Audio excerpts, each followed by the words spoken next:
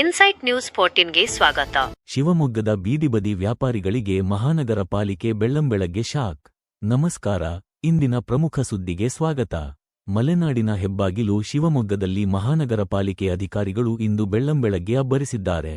ಪದೇ ಪದೇ ಎಚ್ಚರಿಕೆ ನೀಡಿದರೂ ಕ್ಯಾರೆ ಎನ್ನದ ಬೀದಿಬದಿ ವ್ಯಾಪಾರಿಗಳಿಗೆ ಪಾಲಿಕೆ ಅಧಿಕಾರಿಗಳು ಬಿಸಿ ಮುಟ್ಟಿಸಿದ್ದಾರೆ.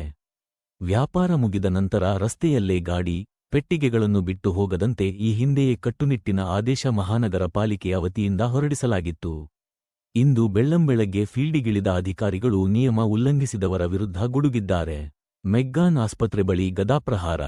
ನಗರದ ಮೆಗ್ಗಾನ್ ಆಸ್ಪತ್ರೆಯ ಮುಂಭಾಗದಲ್ಲಿ ಫುಟ್ಪಾತ್ ಆಕ್ರಮಿಸಿಕೊಂಡಿದ್ದ ಗಾಡಿಗಳು ಹಾಗೂ ಪೆಟ್ಟಿಗೆ ಅಂಗಡಿಗಳನ್ನು ಕ್ರೇನ್ ಮೂಲಕ ವಶಪಡಿಸಿಕೊಳ್ಳಲಾಗಿದೆ.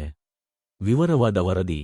ನಗರದ ಸೌಂದರ್ಯ ಮತ್ತು ಸಂಚಾರ ವ್ಯವಸ್ಥೆಗೆ ಅಡ್ಡಿಯಾಗುವಂತೆ ರಸ್ತೆ ಬದಿಗಳಲ್ಲಿ ವ್ಯಾಪಾರ ಮಾಡಿ ರಾತ್ರಿಯಾದರೂ ಅಲ್ಲೇ ಗಾಡಿಗಳನ್ನು ಬಿಟ್ಟು ಹೋಗುವ ವ್ಯಾಪಾರಿಗಳ ವಿರುದ್ಧ ಪಾಲಿಕೆ ಸಮರ ಸಾರಿದೆ. ಒಂದು ವೇಳೆ ವ್ಯಾಪಾರ ಮುಗಿದ ಮೇಲೂ ರಸ್ತೆಯಲ್ಲೇ ಸಾಮಗ್ರಿಗಳನ್ನು ಬಿಟ್ಟರೆ ಅವುಗಳನ್ನು ಮುಟ್ಟುಗೋಲು ಹಾಕಿಕೊಳ್ಳಲಾಗುವುದು ಎಂದು ಮೊದಲೇ ಎಚ್ಚರಿಸಲಾಗಿತ್ತು. ಅದರಂತೆ ಇಂದು ಕಾರ್ಯಪ್ರವೃತ್ತರಾದ ಅಧಿಕಾರಿಗಳು ಮೆಗ್ಗಾನ್ ಆಸ್ಪತ್ರೆಯಂತಹ ಸೂಕ್ಷ್ಮ ಪ್ರದೇಶದಲ್ಲಿ ಸಾರ್ವಜನಿಕರಿಗೆ ಕಿರಿಕಿರಿ ಉಂಟುಮಾಡುತ್ತಿದ್ದ ಅಂಗಡಿಗಳನ್ನು ಕ್ರೇನ್ ಬಳಸಿ ತೆರವುಗೊಳಿಸಿದ್ದಾರೆ. ಈ ಕಾರ್ಯಾಚರಣೆಯಿಂದ ಅಕ್ರಮವಾಗಿ ರಸ್ತೆ ಆಕ್ರಮಿಸಿಕೊಂಡಿದ್ದ ವ್ಯಾಪಾರಿಗಳಲ್ಲಿ ಈಗ ಆತಂಕ ಶುರುವಾಗಿದೆ.